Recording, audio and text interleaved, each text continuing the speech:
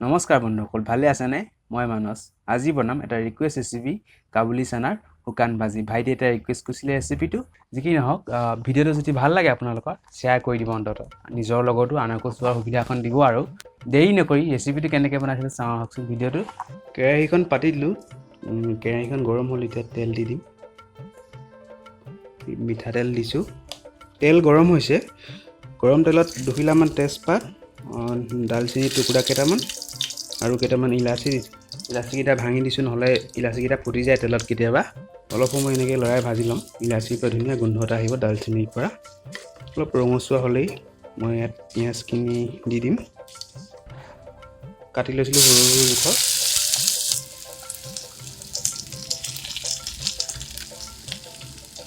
পিঁয়াজখিনি এতিয়া এনেকৈ লৰাই অলপ সময় ভাজিম।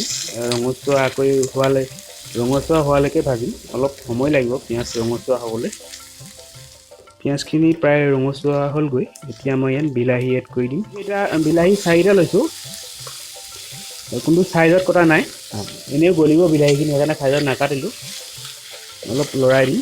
এতিয়া গেছৰ ফ্লেমটো কম কৰি মছলা দি দিম। মছলাসমূহ অলপ জিৰা পাউডাৰ দিছোঁ, ধনিয়া পাউডাৰ, জলকীয়া গুড়ি, হালধি দি দিছোঁ আৰু লগতে নিমখ।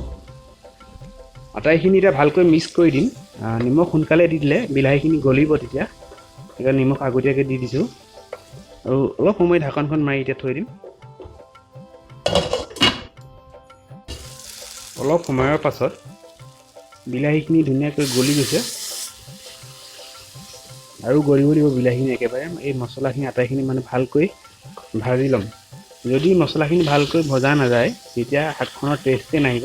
সেইকাৰণে বিলাহীখিনি ভালকৈ ভাজি ল'ম আৰু মছলাখিনি। ৰেচিপিটো শুকানকৈ বনাম। সাধাৰণতে চলে ৰেচিপি ঘুগুনি নিচিনা বনাই খোৱা হয়, কিন্তু ৰেচিপিটো মই শুকানকৈ বনাম বুলি ভাবিছোঁ। আপোনালোকে ভিডিঅ'টো চাই থাকক কেনেকৈ বনাইছোঁ। এইখিনি এনেকৈ লৰাই ভালকৈ সিজাই ল'ম মছলাখিনি। লগতে বিলাহীখিনিও গলি গৈছে।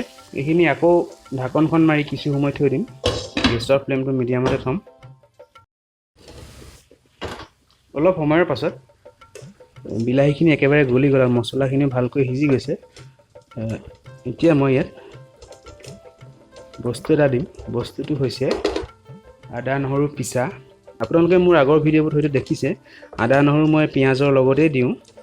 আচলতে তেনেকৈ দিলে গৰম তেলত আদা নহৰু দি দিলে আদা নহৰুৰ গোন্ধটো নাইকিয়া হৈ যায়। গতিকে সেইকাৰণে এনেকৈ দি দিছোঁ। এনেকৈ দিলে আদা নহৰুৰ গোন্ধটো থাকি যাব আৰু বুটখিনিও খাবলৈ ভাল লগা হ'ব।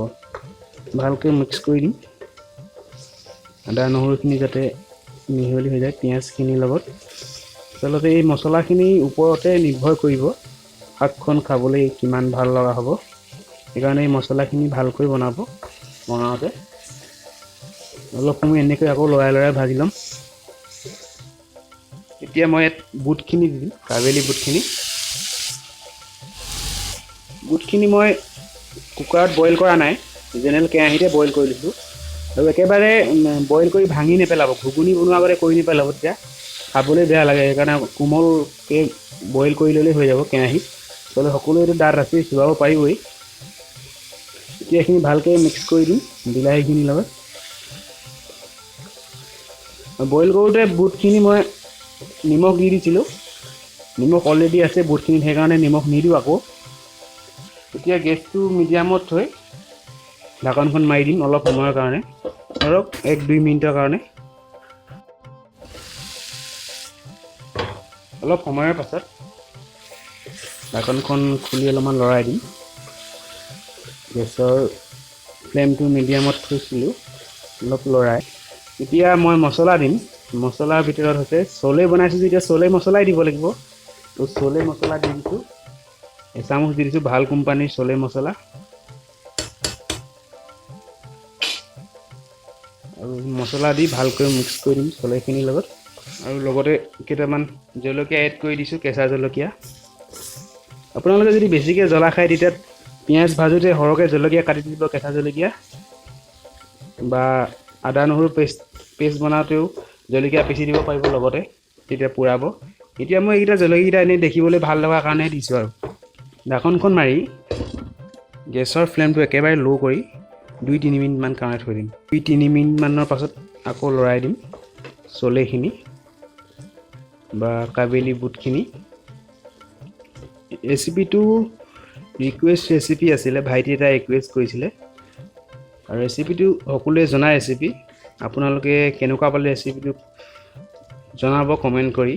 যদি ভাল লাগিলে লাইক এটা কৰি দিব আৰু ৰেচিপিটো আজিলৈ ইমানেই তেতিয়াহ'লে, কিন্তু প্ৰতি শুক্ৰবাৰে আৰু মঙলবাৰে সন্ধিয়া 6 বজাত চাবলৈ নাপাহৰিব দূৰণীয়া টিভি। বাই বাই, ট্ৰাই কৰি চাব ঘৰত ৰেচিপিটো।